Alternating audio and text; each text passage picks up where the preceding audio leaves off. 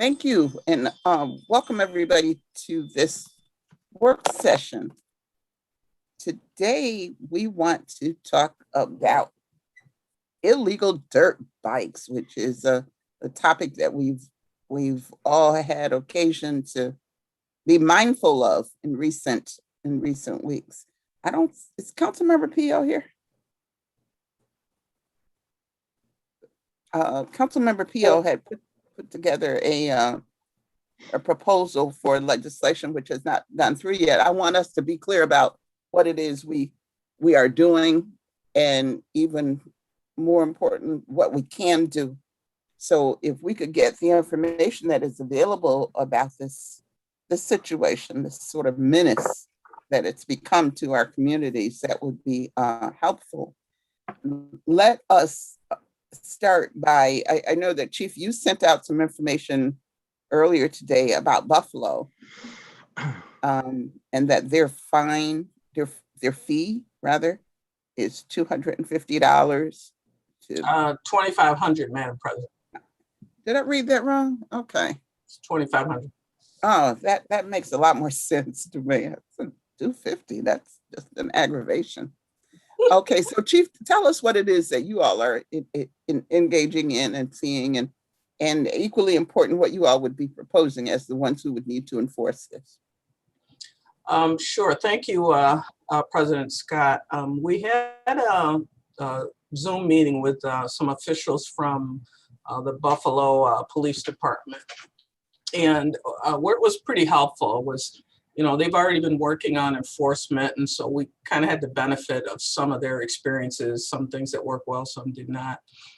So for example, we had recently, when we kicked off our efforts here locally, we were utilizing also the drones, because it's for the vehicles, you really can't, if they decide to get up on the sidewalk or go through a backyard, you really can't follow them. And so the Buffalo PD talked about what went well with that process and what did not. So we took that under advisement. The other thing is they talked about their fines that, for a violation and, having it in the city. That's an automatic $2,500 fine, and they confiscate it. And if once it's in their impound, if you have to pay that fine, the $2,500 fine, if it's unregistered or no insurance or something along those lines, you have to pay all of those fees to get the motorbike legal before you can get it back. And if you don't pay all of those fees within a 60-day period, they don't, hold on to that stuff and sell it. They sell the bikes. That's their protocol. They sell them for scrap metal. I mean, they get the benefits from once it's scrapped from the junkyard that they take it to. But they don't hold on to them. They don't make sales. They just scrap it, and then the money goes into the fund. One thing they did bring up was that they're finding that a bit of these bikes are stolen property, and so obviously that puts a little, it's something I don't know why, but it had not occurred to me. And they gave some examples of going to businesses that sold these items brand new where they're stolen. And, so you've got some ATVs or bikes that are in fairly good condition. Yeah. So what we did do is, so we took those things into consideration. It's what I liked about it is you're confiscating the property, so you're not revisiting it with those same violators. But at the same time, you're not stuck with these things piling up on city property somewhere, and you get rid of it. And then I'm not sure what the profit margin is on the scrap metal, but I assume it's, it's something better than nothing, I would assume. And we also spoke with, we had a meeting today with the other chiefs, police chiefs in this county and the Monroe County sheriffs. They're dealing with similar issues. And so we're coming up with a group that we're going to all meet and monitor this on a regular basis to, share experiences, and try to come up with a consistent way that we're going to enforce this. So I'm also, part of my reasoning here is to listen to council, see what your concerns are, and take that back as part of our discussions with them to try to come up with a consistent protocol, so we're all kind of following, to the extent we can, so that we're all kind of following a similar protocol. So, and in terms of Councilmember Patterson, you have a question? Yeah, Chief, could you just briefly cover what the current law is now and what the police department's policy is on pursuit? And could you also tell us how you are going about confiscating these illegal vehicles at this point in time? That's actually part of the reason I'm here, to kind of get clarification on some of those points you raised. I would assume Mr. Campoli may kind of wait. Yeah, Campolito. Okay. That he might be able to weigh in on the legal aspects of it, but I can tell you that for pursuit, we don't if there's a risk to safety or the public in the area, then we don't pursue. But this is a special circumstance in that with these types of motorbikes, they could be on the street 1 minute and on the sidewalk or in a backyard the next. So we really are very limited in our pursuit of something like this anyway. And that's where we looked at utilizing drones, because, if the person gets up on the sidewalk or goes through yards, then we would be able to follow them. So what we're hoping for is to speak with other, more with other local police departments like Greece, Gates. Like I said, they're dealing with a lot of this as well, and sharing ideas to see what else they're doing that we might be able to, take advantage of. So, but Mr. Campolito, if you want to maybe talk about the legalities of it, or I didn't know if you were prepared to do that or not. Yeah, sure. President Scott, I've looked at this, and the city already has a couple built-in things into the municipal code, which we're able to utilize to I'm not going to say stop this, but at least to, in one sense, confiscate, and another to monitor. So the sections that are already in place in our municipal code are section 90-15 of the property code, which would restrict possession of unlicensed vehicles on your property. It's more towards a junked or abandoned vehicle without a registration, which this is. But I think it's more dealing with cars. But I think it might be able to be utilized in this respect if there was a mini bike or a dirt bike, which is illegal and can't be registered, and that's observed. I think it certainly would come into play there.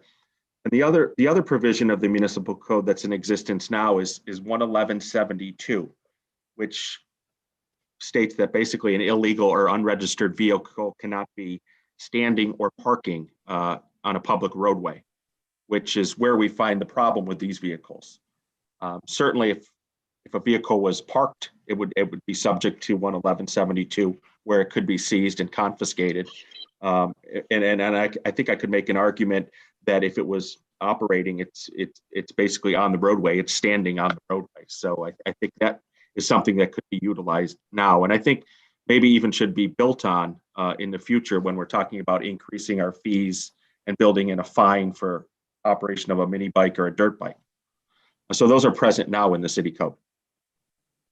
That's my issue, that oftentimes we or others want laws for things that we already have the ability.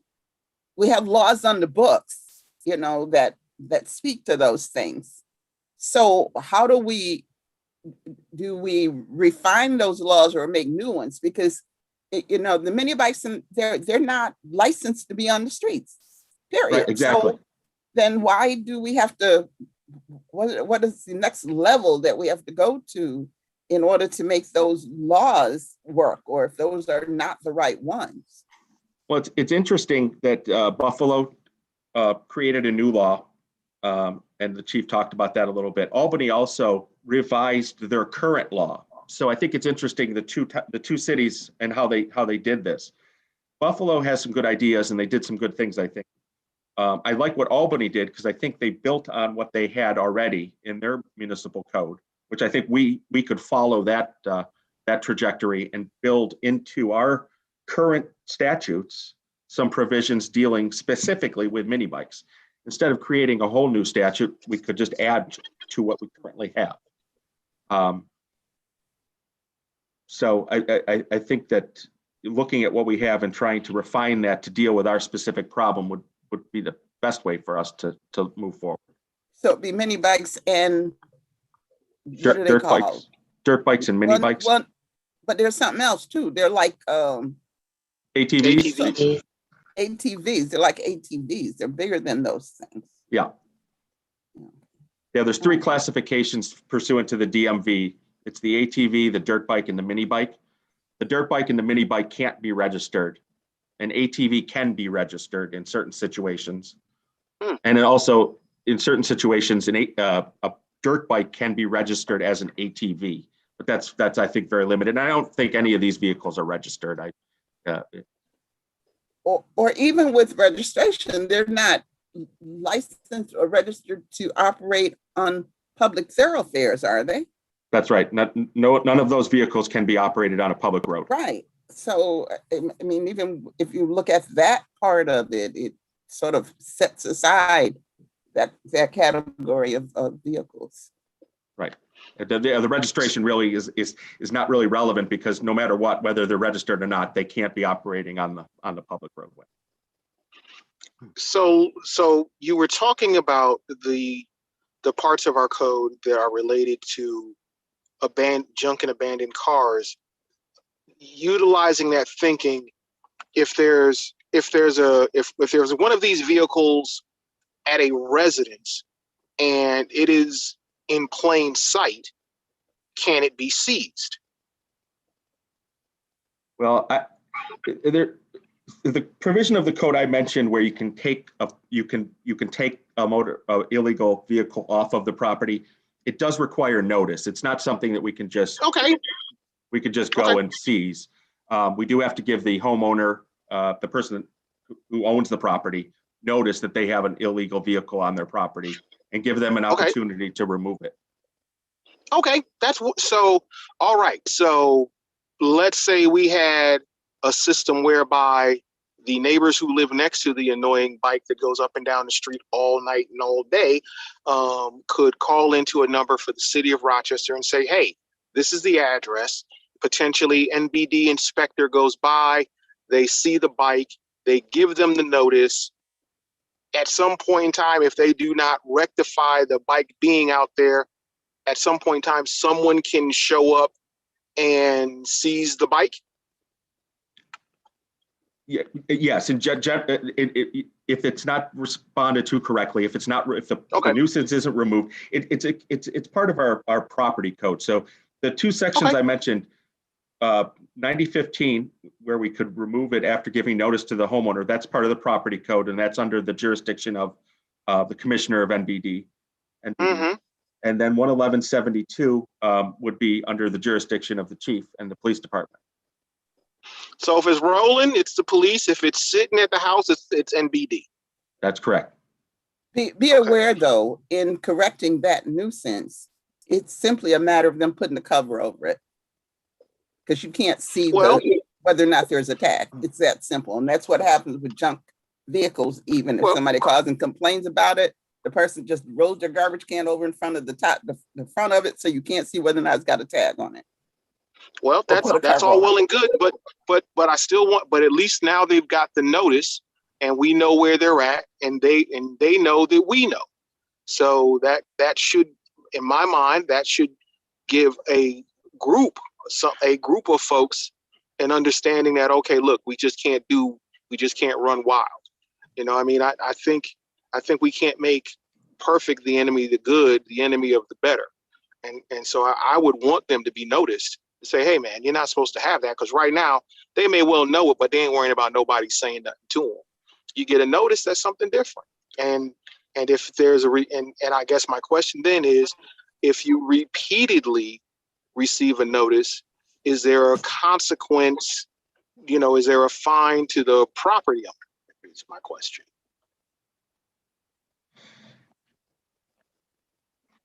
That in Councilman Patterson, I think that you're right, and President Scott, you're right that they could just put a cover over it, put it in the garage. But I think also getting the information is really important here in terms of enforcement, because knowing where these things are, I think would be a big benefit to the police in terms of trying to stop this, knowing where these things are coming from, the actual residents that they're coming from, instead of just dealing with a big group of mini bikes on Dewey Avenue. I have something to say. Yes, Councilmember Lupien. So this is kind of a departure from the kind of line of thought we're on right now. And I just want to acknowledge that, there's a reason people are riding these things, and, I could probably surmise that it's fun. It's something to do, some kind of recreation for people that maybe don't have access to other types of recreation. I was riding up Lake Ave to the lake, and there were a bunch of them at a gas station. I just decided to stop and ask. And when I said, why do you guys do this? And one person replied, freedom.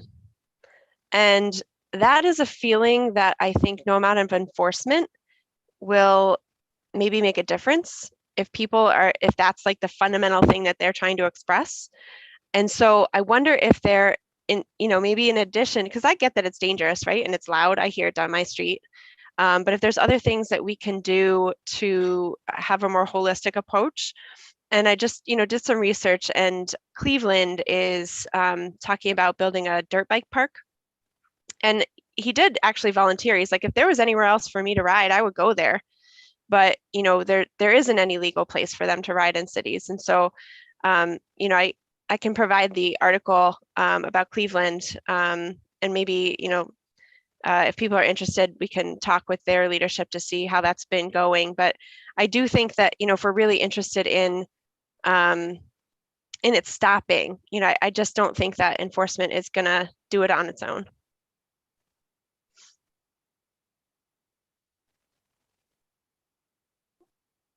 Any additional comments?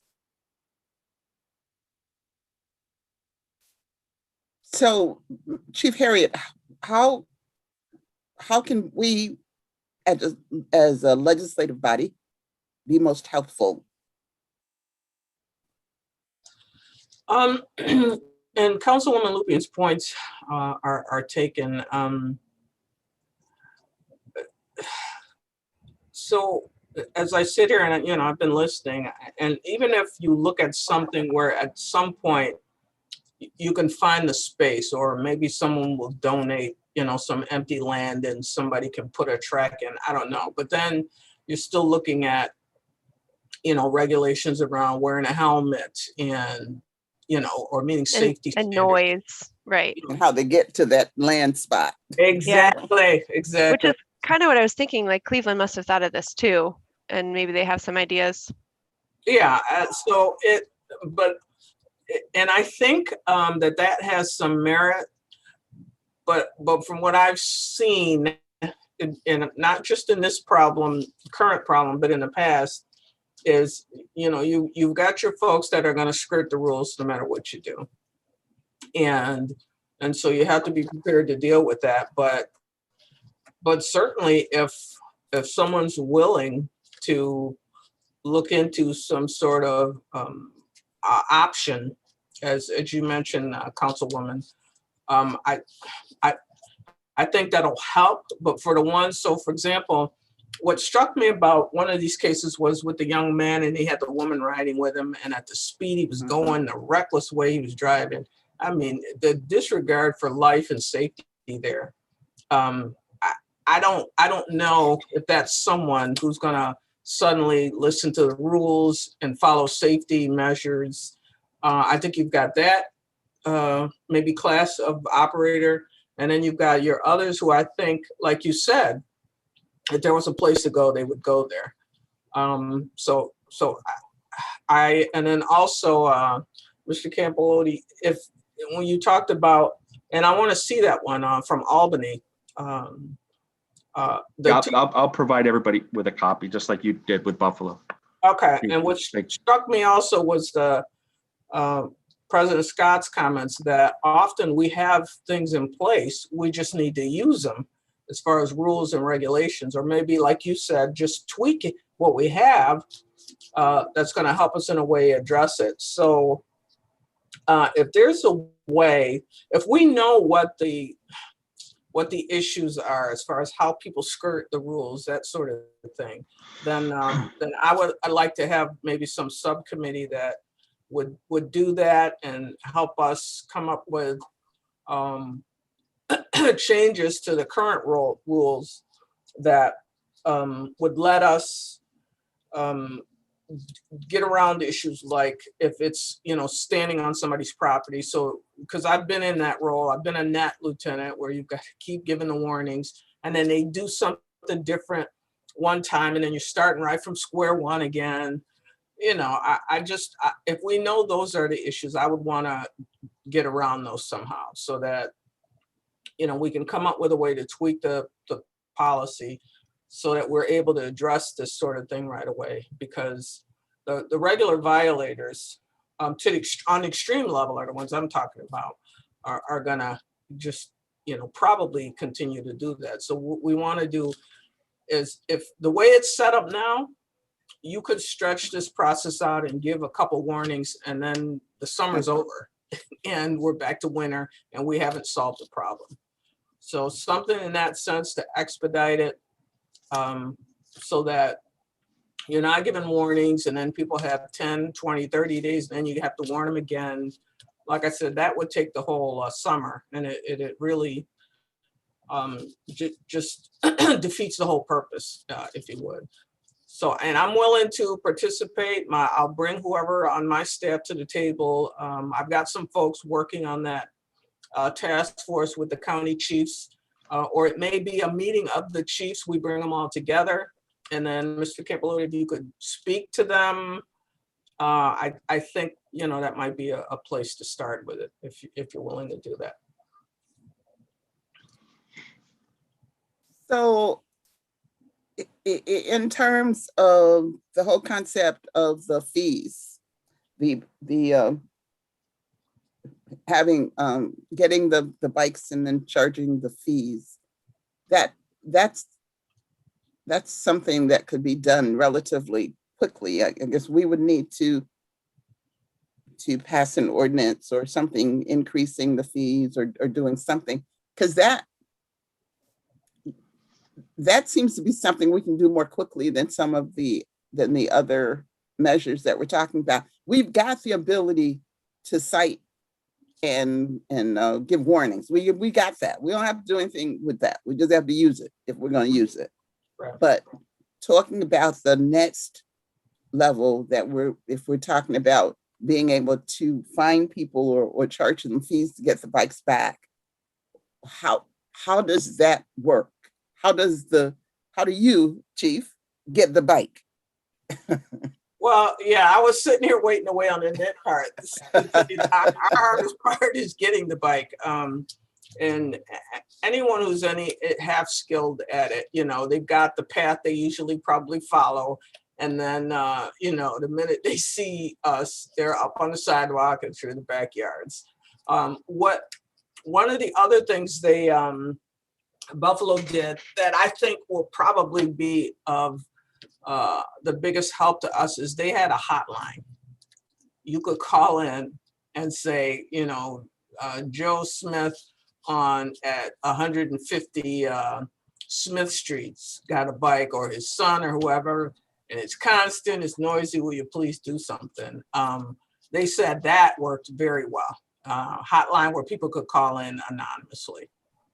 So I think from what I was hearing probably the hotline is going to be a big way to be able to find out where the bikes are. Now, there was discussion around some jurisdictions, they have a hotline and people can call and they can get money for turning in the bike. But my sense is that we don't need to go there. I think we've had enough complaints from people who are really annoyed at these things that I think they'll be just glad to get rid of them. And we have to try it. Plus, we don't have any money for that anyway. So, well, couldn't we use forfeiture money for that? I don't know. I can check on it. Well, two things I can check on. I don't know. I would have to find out. I don't know if we, to that extent, we can make cash payments for that. The other thing is because a lot of that we designated to bring the body worn camera and storage up to speed. And that's really going to cost us a chunk of money.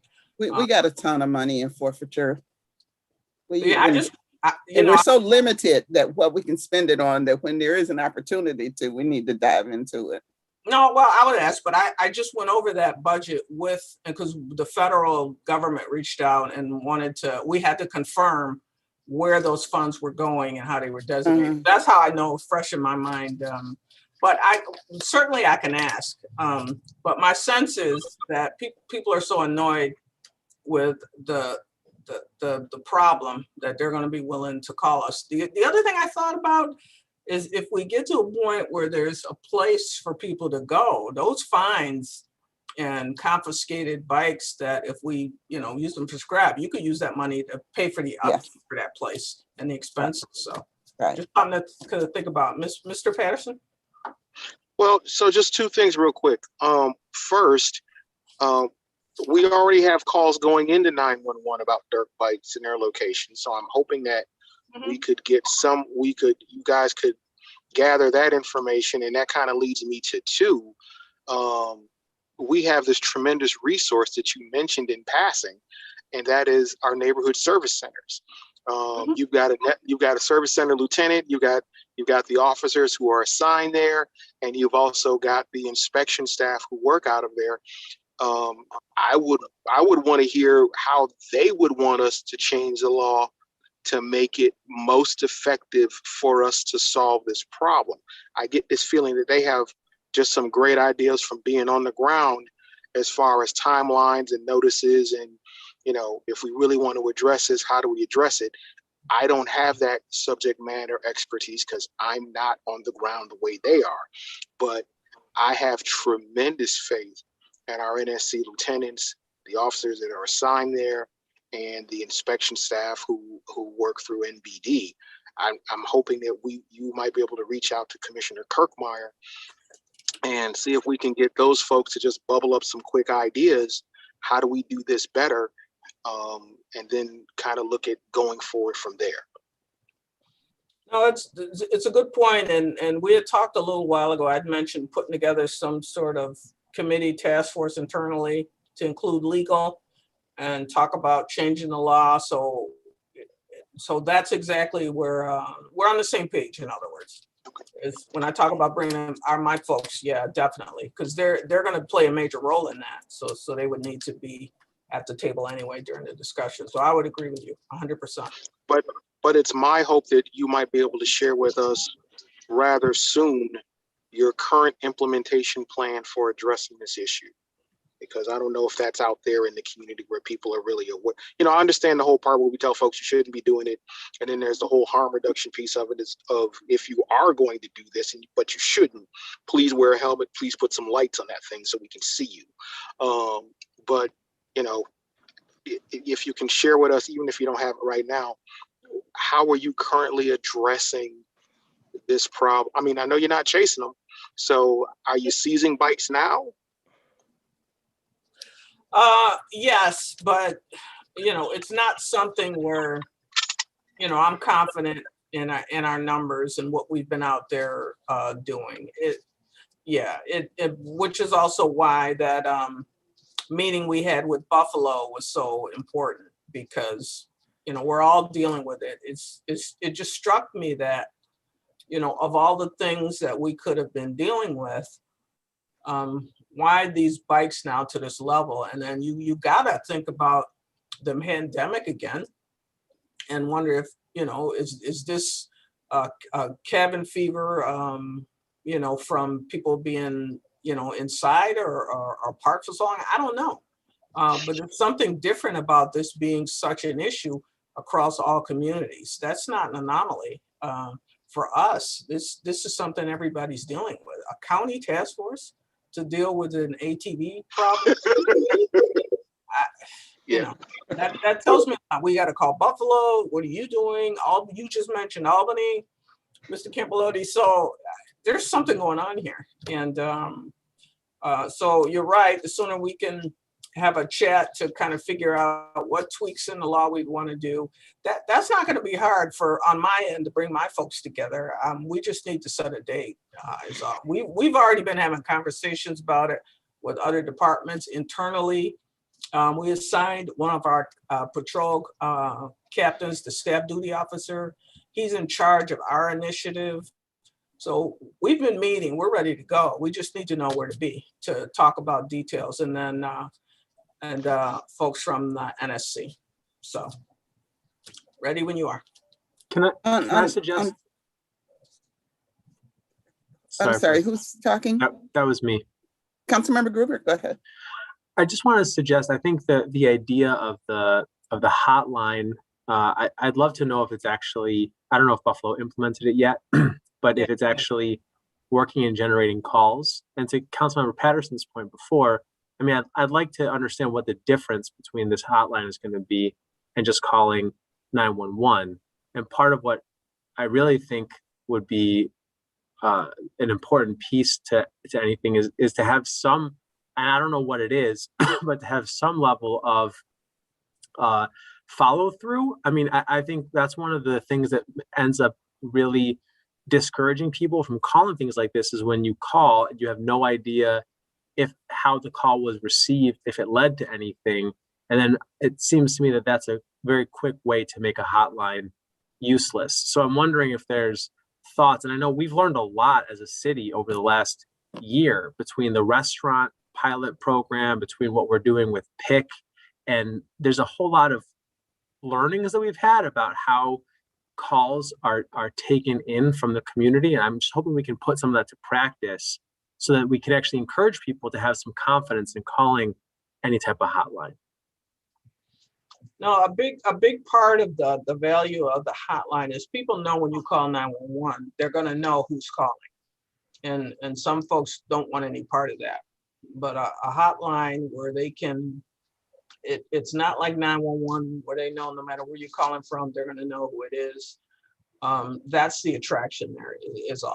So we can certainly talk about some way of, even if it's a code number for people to kind of find out if give them the option if they want to be contacted, we can do that as well. And then, have somebody follow up with them. Well, I just really like to know what's working in a place like Buffalo, if it's actually proving to be useful and helpful. I mean, what we've heard from so many, I'm sure all of us are in the same boat, from so many constituents, is a feeling of helplessness and frustration about this issue.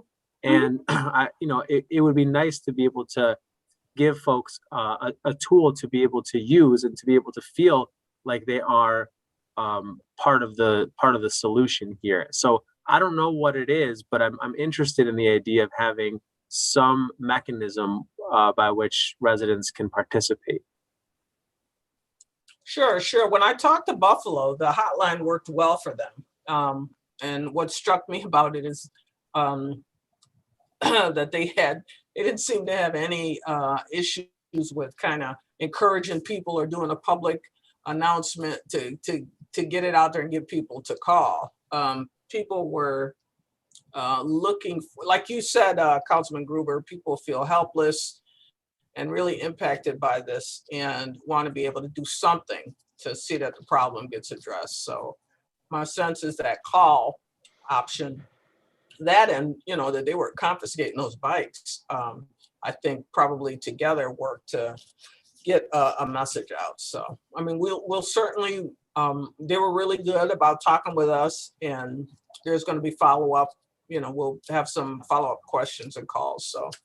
So I don't see an issue with that. And then I could also see us calling Albany, quite frankly. And then a friend of mine who's a member of the New York State Chiefs of Police Association, he told me that they're using a good ATV process downstate.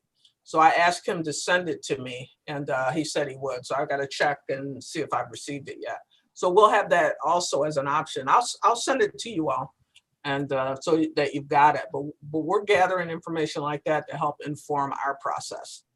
And I know Councilman Patterson that wants to know our process for what we're doing now. But I mean, I'll certainly share that. But I would expect that we're probably going to tweak it, and that's going to change based on what we hear after our meeting for city people, the discussion we're having with the local county chiefs, and also what legal proposals there are.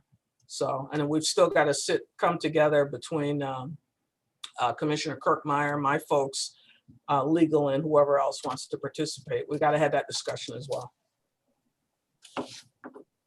So if I could jump in just a quick moment around the hotline piece of it, I definitely agree that if we had a targeted approach, whether it's through 311 or some other number, that would be an ideal way to start to target the specific issue.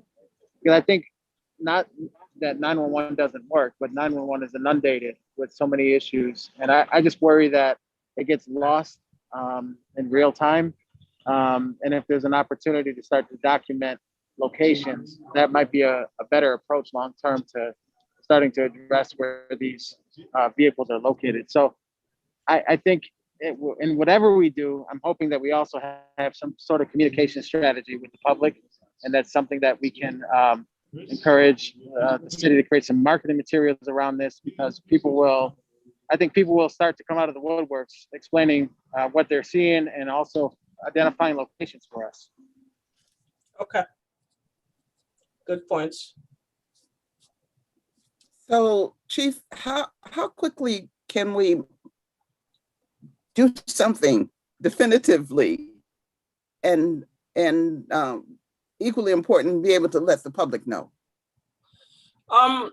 We can just start talking more about what we've been doing. We've had a meeting with our team internally, just either was it Tuesday or Wednesday? I'm sorry, I forget which date. But we can certainly talk about it right away. But maybe if we take a minute to really kind of tweak what we're kind of stealing from Buffalo. So, because we can't, until we have a discussion on how you're going to tweak the local regulations and whether or not we're going to go with a hotline, those things are being proposed. But what we could do is just really talk about what we're already doing. And, I want to talk to staff first that they're prepared to share, our utilizing drones to try to see where the bikes go and then follow up based on that. But we could talk immediately about what we're doing now. That's not going to be hard. I'll just pull my folks in. We'll look at the game plan. I have to look at it and tweak it to make sure there aren't. And there's a term you used a while ago, President Scott, but you clarified the difference between knowing our strategy. Yeah, knowing our plan, but we don't have to go into detail about certain strategies. So I just want to tweak it for that. But we could kick off something Monday or Tuesday based on that. And if anything, it might give us, those few days might give us a chance to see what else we can tweak that we would include based on our conversation with Buffalo. So that shouldn't be too hard. Okay. Yeah. And we have a legislative proposal on the table that would help us, that would guide us in terms of knowing what kind of legislation we need to do. I would very much like to have something in the May cycle. And we may be off the limits in terms of how far in advance it's supposed to get in. But if we've got something percolating and it's far enough along that we can actually put it in and act on it at our May meeting, that would be perfect. Okay. John, I saw you raise your head. Am I breaking all the cardinal rules or what? No, I was just wondering what the date is to get the information in and for the May meeting, but because I think we can meet that Yes. deadline. I can tell you that. So the May transmittals are in already. At this point, we could get it in late as a tweener. It would have to be in by a week from Monday. President Scott? Yes. Just two thoughts, and then I unfortunately have to run. But number one, I understand that you're pulling best practices, Chief. But when it comes to drones, I think there is a real legitimate concern about surveillance. And I think it would be really important to Councilmember Melendez's point, to be incredibly clear and transparent about what's being proposed and why. I think people have a real reason to be fearful and concerned about drones, all over the sky. So, and I'm curious too, frankly, what the policy is going to be. So I'd love to see that in writing and get a sense of that. And the other thing, less to do with RPD. So this could be a question more for Kelly or Josanne, but I think the idea, I fully support Councilmember Lupien's point. I believe that part of the way we have to deal with enforcement is also by sanctioning some of this stuff. And I'm wondering, there may not be a spot in the city. I've been racking my brain for how you do something like this in the city when we have more densely populated areas. But you mentioned, Chief, that you're working with a whole bunch of the other chiefs around the county, and I'm wondering if there's a conversation that could be had with Monroe County and some of the really rural parts of our community where we could sanction some of the use of these vehicles. And if that's a conversation we can have concurrently. So Kelly, I don't know if that's something that you might be able to bring up to the administration. Yeah, and I was actually thinking, I sit on the traffic control board, and so I was thinking about raising with them as well, because we, the Monroe County Department of Transportation sits on that, and so they would potentially have some insights on that to start the conversation there, and just confirm that we've never done that, because in our code where we prohibit the use of these, it says unless there's an area allowed by the traffic control board. I assume we haven't done that ever, but I was just going to time card or no? verify that as well. What you mean? You got to look at it and go in and put your time in. Hey, Hazel, mute your phone. Yeah, but you got to look at. Oh, she's got it. So I just want to mention quickly on the drone piece. That's not a given or a done deal, because some of the rules around that involve, like when you use a drone, there's got to be line of sight. You can never let it, get out of your eyesight. So in a densely populated area, it's not always feasible. So please don't figure that in our process, we're always doing that. And then the drones may fly over, and if we see something else, that's not why. No, that's precisely my point, Chief. I think people need to hear that. I think when people hear the word drone, exactly myself included, there's a lot of assumptions, and I think laying some of that stuff out would be very helpful. I agree with that 100%. But you all know, since I've been here, I'm very big on communication. A lot of times people are upset because they don't understand or don't know why, and we want to let them know that, so that if we think it's okay, they probably will too. But we got to make sure they have all the information. So we're all on the same page with that. Madam President. Councilmember Evans. Yeah, the only point I want to make is there's also a level of personal responsibility that I think that people are going to have to take in the city. The police department, the city, and all of us can't police and be everywhere. And I remind people that a child died on one of these dirt bikes. I had experiences just recently dealing with 20 dirt bikes going down Clinton Avenue. So I think that we can have policies and enforcement, but there is a level, I don't know if it's a public awareness campaign or what, where we're gonna have to say to people, look, you're gonna have to police yourselves and not do things that are gonna endanger the lives of other people. So I think that it's good that of some of these steps that we can take, but the bottom line is that a lot of this is gonna have to be left on our citizens, and they're gonna really have to take some responsibility for their own actions and safety, because we can't be everywhere, and you can't have a policy for everything. And so I guess I'm frustrated, but also at the same time, I just think we have to strike that balance and have conversations with our citizens to say dirt bikes are dangerous. They are. I mean, they just are, period. I mean, even if we allow space for them or anything else, driving a dirt bike on a residential street without a helmet, with little kids playing on a sidewalk, is dangerous. I'm a father of little kids. So I get all people want freedom, they want fun and all that stuff, but it's dangerous. It is, period. And we have to be okay with just saying that. Because I'm going to say it, and I don't make any apologies for it. It's dangerous. It's very dangerous. So thanks for letting me get that off my off my chest. I just thought as though we had to say that piece. Certainly. It sounds better coming from you, because they know I'm going to say it. So, but I just, it's a big pet peeve of mine when you put kids at risk. I just really have a hard time keeping my emotions under control. So, exactly. So thank you for that. Okay, so what's our path forward? Somebody help me?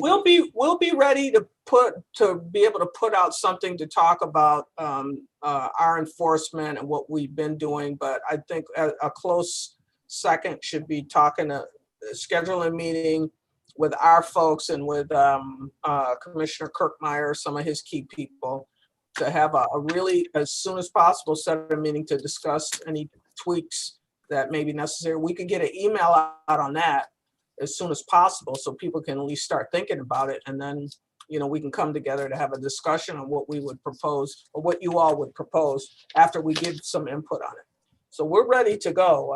I'll talk to my folks. We'll get started on putting something out, and then we just have to schedule something as soon as possible to talk about any changes you want to have us to give input into.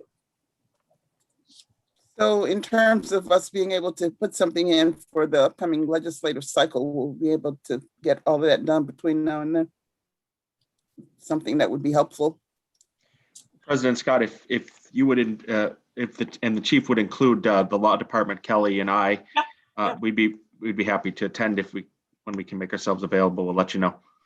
Yeah, if we get on that ASAP, those are the key people that would need to be at the table. Law, Commissioner Kirkmeyer, our folks who are assigned to NSC.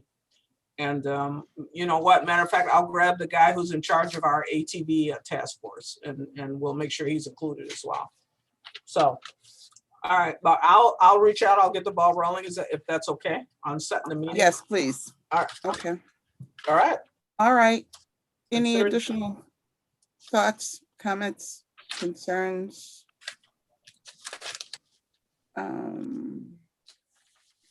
Okay. All right. Well, thank you all.